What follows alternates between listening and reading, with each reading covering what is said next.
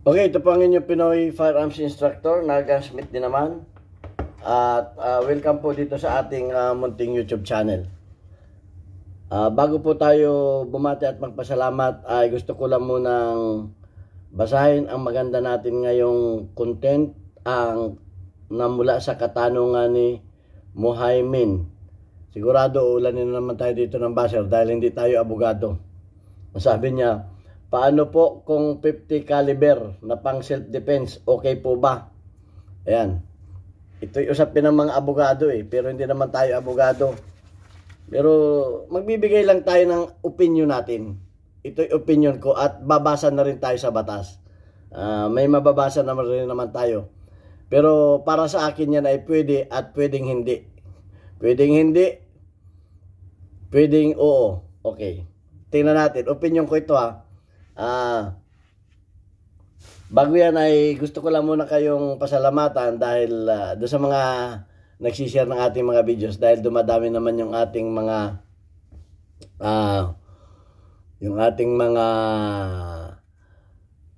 subscribers dahil sa inyong pagsishare at maraming salamat din sa mga hindi nag-skip ng ads dahil dumadami naman yung ating kita sa YouTube, yung ating revenues na kung saan yan ay tinutulong naman natin sa ating mga estudyante na anak ng mga single parent. Meron po tayong 6 na tinutulungan. At maraming salamat din doon sa mga nagpadala dito sa ating GCash number. Huwag po ninyong tawagan yan para bumili ng baril. Wala po kaming binibintang baril. Tumawag po kayo dyan o mag-message kung kayo ay may ipaabot na tulong sa ating mga beneficiary. Para kayo ay ma-recognize kagaya ni Aljon Dating at Jubit Francisco ng Teresa Rizal. At lalo tigit maraming salamat din kay Sir Noli Peace America na nagpapadala naman sa ating mga premier videos. Malaking tulong sir yung mga pinaabot mong tulong sa ating mga beneficiaries. Okay, at punta na tayo sa katanungan ni Muhaymin. Paano kung 50 caliber? Pang self-defense, okay ba? Unang-una, yan ay ibinigay ng gobyerno sa atin para pang self-defense. At dapat yan ay may license. Kaya sa tingin ko, pwede yan. Pero kung walang license yan, may kalalagyan ka rin dyan. Dahil madadali ka naman ng illegal possession of firearms, siyempre, pag ginamit mo yan. So, kaya pwede at pwedeng hindi. Kung may license yan, pwede. Kasi nga, wala namang batas na nagsasabi na itong caliber lang na ito ang gamitin mo. Awan ko lang kung may alam kayo na batas na nagsasabi na hanggang 45 lamang ang pwede. O ano. Ang pagkakaalam ko kasi, basta may license, pwede mong gamitin sa self-defense. At dapat, kasi ang self-defense ay may 3 elements yan, kagaya na sinasabi ko. Dapat merong unlawful aggression. Kung halimbawa, nagnanakaw sa loob ng bahay, sa ating loob ng bakuran, o nakita natin yung tao, bigla na lang natin binaril, wala namang unlawful aggression dun Wala namang batas na nagsasabing barilin mo ang magnanakaw. Awan ko lang kung meron kayong alam. Kasi pagdating sa self-defense, unlawful aggression. Ang ibig sabihin, na self-defense, kung ikaw ay sinusugod na, unlawful aggression at gusto kang patayin o gusto kang saktan. Yun ang merong unlawful aggression. At bukod pa dyan, kaya kung magaling ang abogado, kung magaling ang abogado nung napatay mo, depende yan. Kasi ang sabi pa doon sa padalawang, elements ay dapat ay may reasonable necessity. Reasonable ba yung paggamit mo ng 50 caliber? Yung pang isa. Kung ako ang meron siguro ng 50 caliber, hindi ko muna papatamaan sa mga vital points. Bariling ko lang muna sa paa para mawala yung tweet. Kasi reasonable necessity of the means employed to present. Yan yung dapat ididepende mo rin doon sa pangyayari. Kung siguro kung siya ay armado rin ng baril, susurbuling ko siya dahil may baril din siya eh. Kung nakinakitaan ko siya ng baril, yun ang isa pang magandang depensa dyan. O hindi tayo abogado. Pero kung wala naman siyang kaarmas-armas, ay taniman mo na. Taniman mo na. Okay. Siyempre, walang armas yung tao, binanata mo ng 50 caliber ka kaagad, o hindi mo man lamang pinaputukan man lamang, buti malasa na kung pinaputukan mo muna sa paa. Ito pang isa, ay paano kung binanata mo naman ang sunod-sunod na putok, ang daming tama. Kung magaling ang abogado noon, pero hindi ko sinasabing kung magaling ang abogado, kasi 2 beses akong nakasuhan tungkol sa baril, 2 beses ako. Kaya ang pinakang makukulit na tao ay abogado. Kung magtanong yan, talaga namang hindi ka makakamulat sa tanong yan. Kung baka susunod-sunod ka ng tanong yan, talagang malilito ka sa pagsagot. At ikaw ay babaligtarin yan kung kaya ka niyang baligtarin. So, pero yung 2 kaso ko, acquitted ako doon. Hindi ako nakasuhan. Dahil hindi ako makakabrot ko, ako may kaso. So, yun. At dahil may bayaw din akong abogado, o shout out kay bayaw, Attorney Placido De Leon Jr. ng Bulacan, Bustos, Bulacan. Minsan ako sumasama doon sa sa pagkikipagbabakasyon. Minsan sumasama ako sa hearing, taga-bitbit ng portfolio.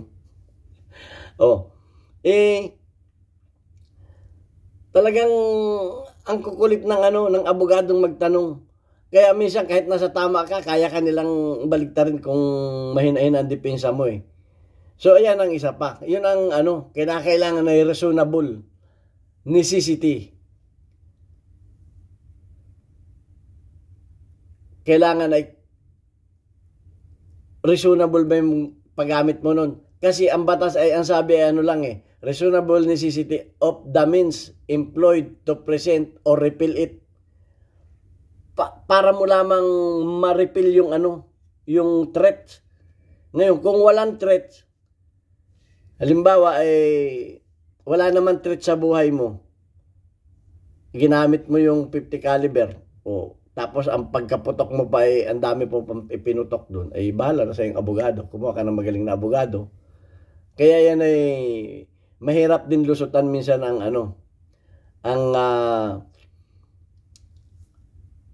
self-defense. Yung number 3, madali. Lack of insufficient provocation on the part of the person. Kailangan hindi ka ang nag-provoke. Halimbawa, binuli-buli mo yung isang tao,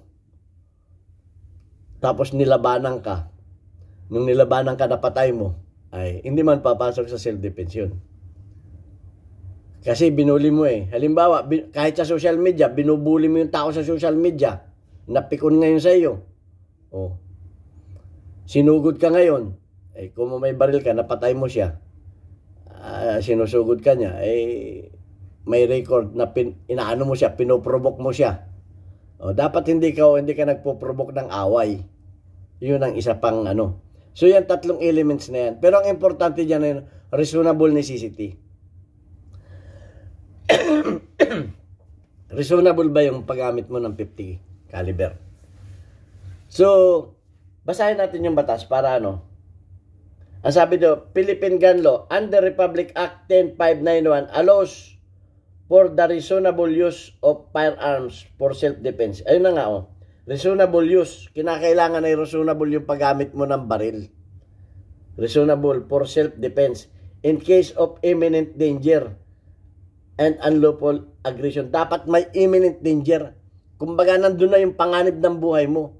Kung hindi, yun ang hirap sa atin wala tayong yung castle doctrine.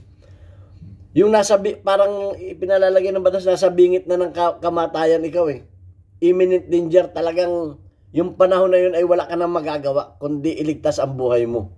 Nasa imminent danger ka. Yun ang self-defense. Binabasa ko lang ito, wag ninyo ako ibas. Yun ang nakalagay, imminent danger and unlawful aggression. Imminent danger dahil ikaw ay sinusugod na, wala ka nang magagawa kundi bunutin na yung iyong 50 caliber. Pero ito, halimbawa't nag-away kayo sa labas, tumakbo ka sa bahay. Ito galing dito sa bugan. Tumakbo ka ngayon sa bahay, kinuha mo yung 50 caliber mo, binalikan mo ngayon. Ay wala nang imminent danger doon, nasa loob ka na ng bahay. Yun ang pagkaintindi ko doon, ha. Kinakailangan yung akto. Hindi yung nag-away kayo sa labas, nagsuntukan kayo. Ay ngayon ay nakakuha ngayon ng patalim yung kalaban mo, tumakbo ka ngayon. Umuwi ka sa bahay mo. Wala nang imminent danger doon. Nasa nang imminent danger doon. Ay nasa loob ka na ng bahay mo. Oh, kinuha mo ngayon yung 50 caliber mo, nasa loob ng bahay dahil mahirap i-conceal carry yan, eh. Oh. Maliban kung pinasok ka sa loob ng bahay mo. Kung hinabol ka hanggang sa loob ng bahay mo, andun pa rin yung imminent danger. So dapat natin pag-aralan yung self-defense. Kung halimbawa pagtakbo mo sa loob ng bahay mo, sumunod pa, ay ito na, nandito pa yung imminent danger, habol-habol ka pa ng imminent danger. Oh. Pero kung hindi naman siya sumunod sa bahay mo, nasa loob ka na ng bahay, nasa karsada siya, kahit pa siya magsisigaw doon, kahit ka papalabasin, lumabas ka dyan, barako ka, matapang ka, lumabas ka dyan. O sabi mo lang, edi ikaw nang matapang. Pero kung pinatulan mo pa yon, ay wala nang imminent danger doon, eh. So, hindi tayo abogado, pero itong sinasabi ko, yun lang yung pagkakaintindi ko sa batas. Kasi yun ang sinasabi dito, eh. Yung wala nang imminent danger, eh. At wala nang unlawful aggression. Kasi nakauwi ka na sa bahay mo. But there is no specific provision. Ito ang maganda dito. But there is no specific provision for the use of 50 caliber weapon. Yan. Walang specific na batas na para gamitin mo o hindi, wag mong gamitin yung 50 caliber mo. Wala. For self-defense. Walang nagsasabi sa batas na hindi po pwede yan.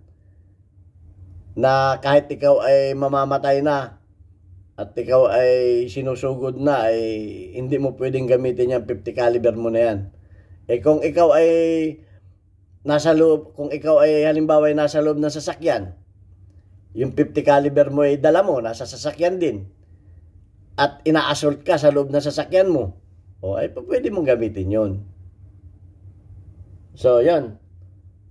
At ang sabi pa dito ay, as the focus on the lawful position and responsible of the firearms rather than specific caliber defense. Ang batas ay nakapokus kung lisensyado ba o hindi yung iyong baril, kung legal ba yung baril mo, nakalagay responsible. Pag ibig sabihin, responsible use of firearms. Kinakailangan responsible ka sa paggamit ng iyong firearms. Kamukha ng mga diniscuss ko kanina. At dapat talaga, nakalisensya yung baril mo. The law permits civilian to own and possess firearms. Ang mga civilian ay pinapayagang mag-possess at magmay-ari ng mga baril, but requires them to go through a strict licensing process. Ito, sinasabi ko. Pero, stricto ang licensing process. Dapat may lisensya. And ownership is considered a privilege, not a right. Ito, may nagtanong sa atin dito. Privilege ba o right ang pangmayari? Hindi po, pribilehiyo lamang yan na binibigay ng gobyerno sa atin. Kaya pag tayo nagkasala, kukunin sa atin ng gobyerno yan. Dahil privilege lang yan, eh. Sabi mo, bakit mo kukunin niya kung bumili niyan? Kukunin niyan kahit anong mahal niyan kung ikaw ay may kasalanan. Hindi man yan right. So, yan, alam na natin. Yung may nagtanong sa akin dyan, kung rights ba o privilege yung yung firearms yan, nasagot ko na rin. Ang sabi dati, justification for use. A firearms can be used for self-defense if it is reasonable means to repel unlawful aggression. Yan. Pwede, pinahintulutan tayong gumamit ng baril para lamang ma-repel o mawala yung unlawful aggression. Yun lamang. Kung ang kapalit nun ay kamatayan niya, di, pasensya siya. kung ang kapalit nun ay kamatayan niya para maisalba mo ang iyong buhay. Yun ang sabi. Imminent danger. Ang sabi, there must be immediate threat. Talagang may threat. Immediate threat to a person life. May threat sa iyong buhay. Hindi man yung threat na banta lang ha. Yung present na banta sa iyong buhay. Na yung panahon na ginamit mo ay nandun talaga. Kailangan iligtas mo yung buhay mo.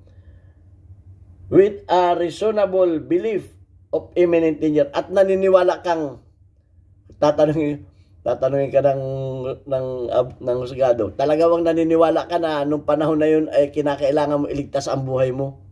Opo, naniniwala ko dahil kung hindi ko ginawa ito ay ako'y mamamatay. Oo, hindi. Yun ang maliwanag doon.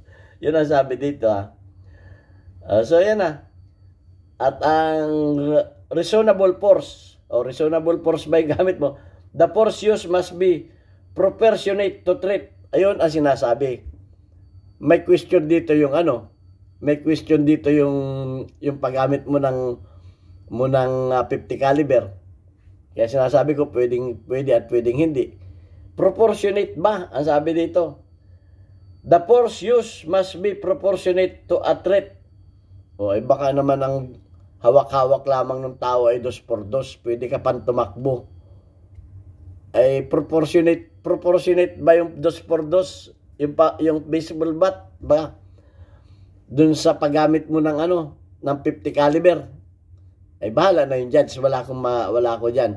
Ay kasabi dito proportionate daw eh. O ibig ba sabihin kung ang hawak nung judge, pwede ba sabihin kung ang hawak ng tao ay baseball bat, kukuha rin ako ng baseball bat para proportion yung labanan namin. So yun ang mga argumento diyan. Dapat ay proportionate doon sa threat. Ang ibig sabihin, kung ikaw ay makakatakbo pa o makakaiwas pa, ay mas maganda na yung umiwas kaysa sa makamatay ka. Buhay din yun eh. Yun siguro ang ibig sabihin nun na kung kaya mo pang umatras, ay hindi naman masamang tawagin na duwag. Kaysa naman sa ikaw ay nagkakaso pa, ang hirap kayang humarap sa kaso. Ay taon din yan, mga 2 taon, 3 taon yan siguro pag murder. Okay, so yun ang a person must be first tell the intruder to stop. Oy, yung pala. Sasabihan mo muna siyang stop. Para ka palang traffic police dito. Ang sabi na, a person must be first tell the intruder to stop. Oh. Kaya kung may magnanakaw, sabihin mo muna, hoy, stop, huwag kang magnakaw. Bakit mo ninanakaw yan? Sabi dito yan ha. And if the intruder continues to aggress, the deadly force can be used. Ayun. Pero kung hindi kung hindi siya mapigilan at talagang siya ay dire-diretso pa rin ng nasugod sa iyo, ayun na ang katapusan ng buhay niya. So siguro naman maliwanag na yung aking pinaliwanag sa inyo. At sapat na yon para malaman natin. So, napaka-importante talaga na minsan ay kinakailangan muna nating maghunos dili para maiwasan yung mas